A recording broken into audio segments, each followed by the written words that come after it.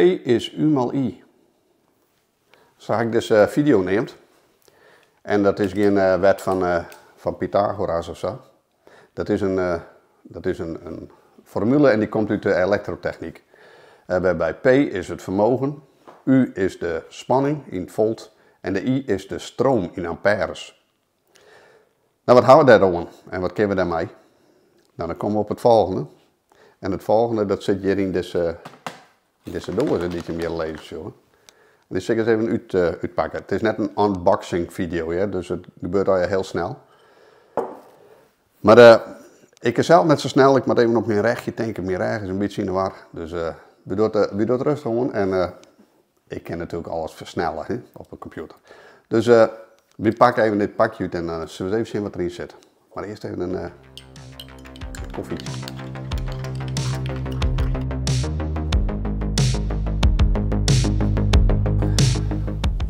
Dat is hem, een power inverter. Dit is een ERAJAC en die heeft een pure sinus.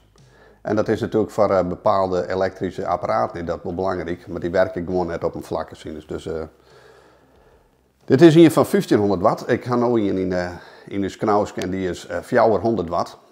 Maar ja, de regering die wil natuurlijk haar vuin gewoon gaan. En dat werkt echt net op 400 watt. Ja. Nou, we zullen hier even het een over vertellen, voordat we hem inbouwen. Want het inbouwen dat gaat in verband met mijn eigen iets later. Maar ik kan natuurlijk wel iets over vertellen. Want wat is het geval? Je kan net zomaar even zo'n omvormer, want zo heet het dan in het Nederlands, kun je inbouwen. Waarom net? Omdat er natuurlijk een accu'tje in moest hebben. In uw geval zit er dus een 150 ampère lithium accu in. En nou is daar ook weer een verschil in. He? Dus daar is lithium en AGM. En bij lithium batterijen heeft natuurlijk een voordeel, zal ik vers wat nadeel zitten, ja, maar daar heeft ik voordeel ten opzichte van een AGM accu. Bij een AGM accu is het namelijk, dat ben van die biertecellen, nemen ze dat dan.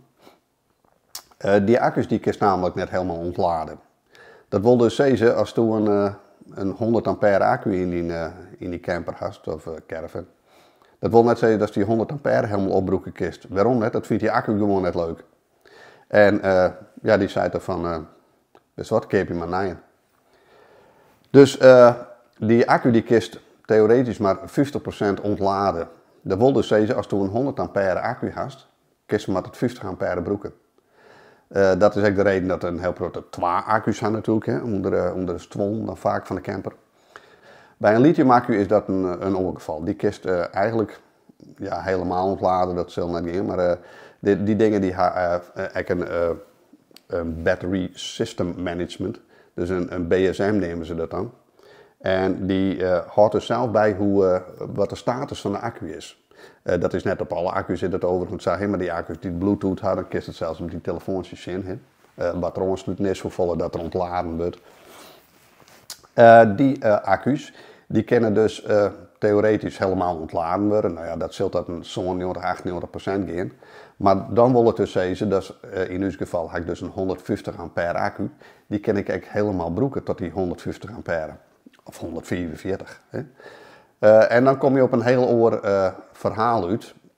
Want dan maak je het rekensom geven. En dan begon ik dus met P is U mal I. En dat is dus P het vermogen wat je uit de accu hebt. De spanning die in de accu zit, dat is dus 12 volt. Dat weten we van een accu, 12,5. En de stroom die er rent. Nou, de stroom van de accu weet weg, die is 150 ampère in uw geval. En dan kiest dus een rekkensomke meisje. Nou, dat rekkensomke, daar gaan we mee aan de slag. En dan zullen we dus even, als het handig is, om zo'n zware omvormer erin te zetten. Of dat er misschien een lichter in moest, of dat het eigenlijk helemaal niet handig is. Dat zullen we even onderhand van het rekkensomke.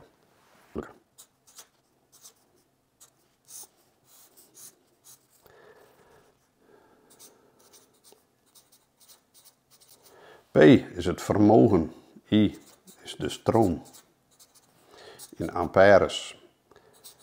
Het vermogen is in watt en U, dat is de spanning. En die gaat in volts. Met deze gegevens kunnen we dus een somcombinatie. In dit geval weten we dus de U, de spanning in volts, want die is stolve-volt. Dus dat is stolve. De stroom, die weten we eigenlijk, want we weten hoe zwaar dat dus accu is. In mijn geval is dat 150 ampère. En de P, ja, dat is dus het vermogen wat we erop aansluiten, wollen, of in ieder geval wollen kennen. In dit geval is dat 1500 watt. Dus ik denk dat ik 1500 watt, ik had het net nodig, maar ik denk dat ik dat er op draaien wil ken. Nou, dan kunnen we dus ons rekensomcombinatie en dan kunnen we ons afvragen dat we kennen. Want P is U maal I. En U maal I, dat zou dus betekenen die 12 keer, en ik ga de rekensom hier, 12 keer die 150 ampère. En dan kom ik dus op een P van 1800 watt. Dus theoretisch zou het kunnen matten. Dan ben we in ieder geval al een heel stuk verder. Dan kunnen we hem in ieder geval inbouwen. En dan zien wat er doet. En wat dus belangrijk is, waar ik ook al heb, want dat is dus die pure sinus. Een laptop en dat soort dingen. Ja, die werken gewoon simpelweg net op een andere manier. En wat is nou een pure sinus? Een pure sinus is dat de stroom in de stapcontact hit. Je hebt bij een stekker bijvoorbeeld, het maakt het net uit hoe we de stekker erin zetten. Linksom of rechts.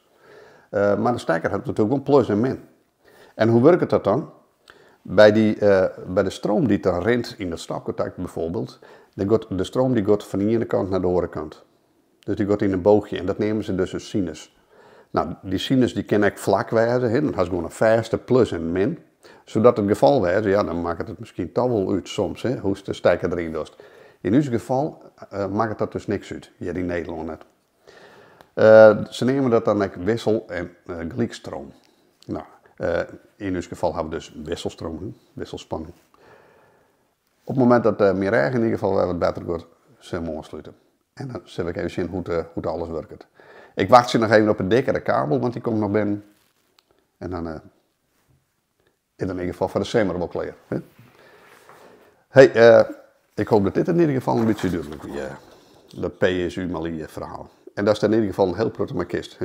Als maar één van de gegevens wist, dus of het vermogen, of de spanning, of de stroom. Nou, doe er je voordeel mee. Hier is hij.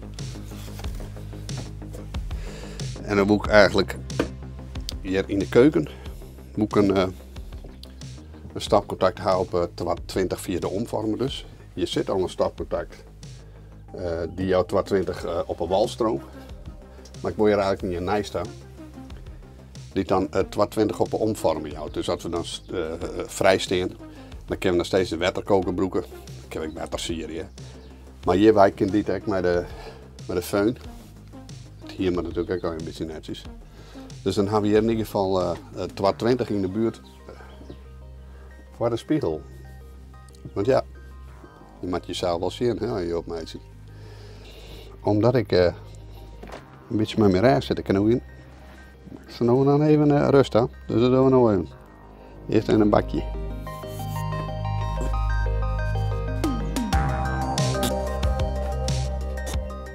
Weet je wat het is? Het is zo'n onzichtbaar iets, hè? De reg. Dus je zorgt dat natuurlijk net aan de bovenkant. Maar dat beperkt hij wel enorm. Dus laatst squor ik dat ding er gewoon uit die stoel. En erop België. Ja, het kan gewoon simpelweg net. Dus lastig. Nou, klaar. Wat ermee omgaan. Volgens mij kan ik wel weer even. Oh,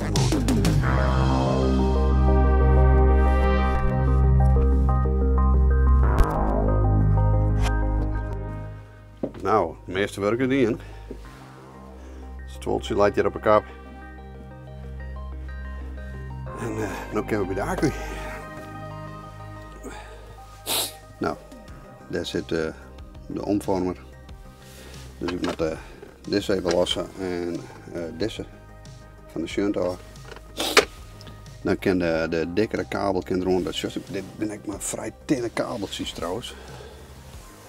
Als dat vergelijkt is met die kabel die ik er nou onder. En dat ook bewust omdat het, ja, zoals ik al zei, er wordt best wat stroom terug natuurlijk. Zullen we eens even zien wat een verschil. Dus ja, het wordt nu een kwestie van die treed erin lezen. En als dat hier in je kan aansluiten zit, dan stik je tape eromheen, dan kan de stoel er weer op. Kabel duurt, dan neem ik goed hard tapen voordat ik die aansluit. Dan kunnen we in ieder geval nooit geen kwartsluiting krijgen. Dus, net te zuinig, want ik ga net voor vonkjes. Dus nu kan in principe de min erop en de plus op de andere kant. En als ze naar aanrijdt, hebben we in ieder geval geen vuurwerk. Hier liggen de kabels, deze kan eraan. En dan moeten de kabels daar ergens in. En dan hebben we in ieder geval het lekkerste klusje hebben.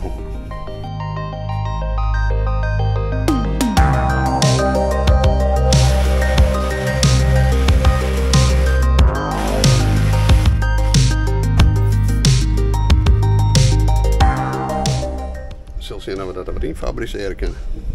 Maar zo komt er. Dus misschien eerst wel eens handig om te zien wat het al doet. En dan de band ligt. Ik kan hem voor het testen, want dan doe ik straks zo erom.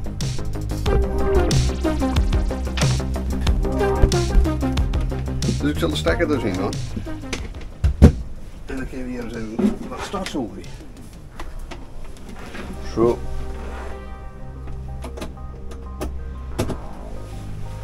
Stekker erin. Hij doet het nog niet natuurlijk, want dat denkt hij dan erom, maar nou wel. En nou,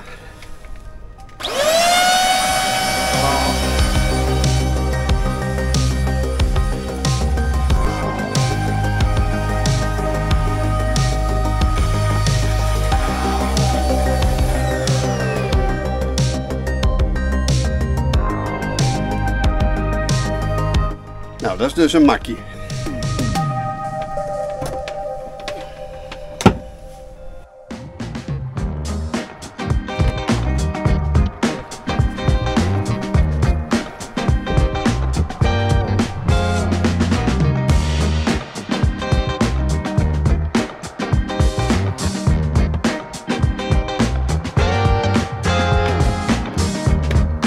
Hoppakee.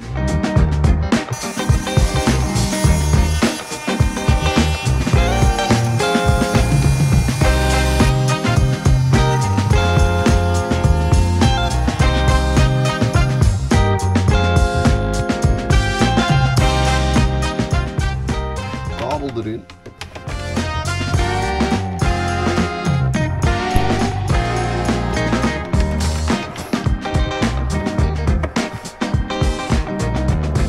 Kijk eens aan.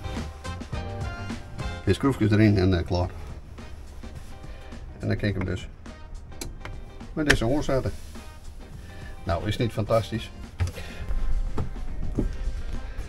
Dat werkt het dan in ieder geval. Dan mag ik even zien dat ik daar een stapcontact op krijg. Dus. Nou, helemaal happy de peppy. Nou, inmiddels een paar dagen later al. Zit natuurlijk de omvormer erin. Alles is weer creërs maken. En het stapcontact heb ik inmiddels gemonteerd. En dat heb ik dus net daar die in het hebben, maar dat heb ik hier die in. Dus dit is het stapcontact dat werkt dus op de omvormer voor 220 volt. Dus wanneer het vrijsteert, ik heb hier dus de waterkoker, ik heb erop heb ik de föhn erop aan, zodat we wat opsmukken kunnen. En ik ga deze, want hieronder zit standaard een stapcontact. En die hak dus ook op de omvormer. Dus op het moment dat we vrijsteren, kunnen we hieronder kunnen we kun je stroom inpluggen.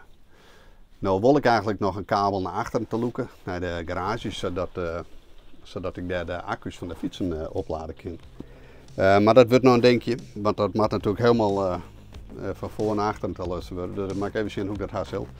Maar in ieder geval, dit werkt het perfect. Zo staat hij aan. En zo staat hij weer uit. En we zijn al rond het weekend, het Peerske weekend bij wij voor het West. En hebben hem dus ook al test. Dus we gaan beter zingen, de stafzoeker had ik erop draait. Dat de last in, we staan wel een peel, ja, maar ik had het gewoon mooie testen kunnen al hier. Dus het werkt al hier. Nou, zoals ik zei, de triet moet nog even van de omvormer helemaal naar achter naar de garage. Maar dan krijgen we natuurlijk wel de nodige uitdaging, want dan moet er hier onder een vlier en dan zal dit net zo'n probleem zijn. Je kunt volontair deze hoeken. Maar je moet er dus onder de doestro en dan moet er daar even naar achteren toe. Nou, dat wordt een uitdaging. Dus mag ik even zien hoe dat moet. Nou, zit ik net achter. Het is, op dit moment is het stroom meer weer. Dus in ieder geval geen waar om boeten te prutsen en de waarde niet en dat soort dingetjes. Maar zeer tevreden over de omvormer. En 1500 watt. Ja, wat wil je er maar doen? Hè? Dus operatie gelukt. We gaan er weer uit en dan let dus knausje maar even staan. Later.